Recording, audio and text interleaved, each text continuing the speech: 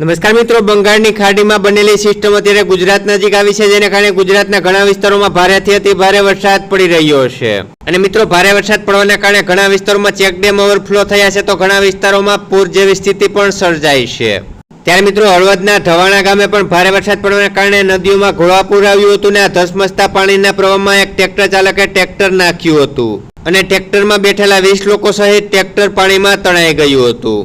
અને મિત્રો, આ ટ્રેક્ટરમાં તણાયેલા ઘણા લોકો હજી પણ મળ્યા નથી, ને તેને શોધવાની કામગીરી ચાલુ છે. તો મિત્રો, આવી રીતે ક્યારેય ધસમસતા પાણીના પ્રવાહમાં રસ્તો ઓળંગવાની કોશિશ ના કરવી જોઈએ, અને ક્યારેય જીવ જોખમમાં નાખવો ન જોઈએ.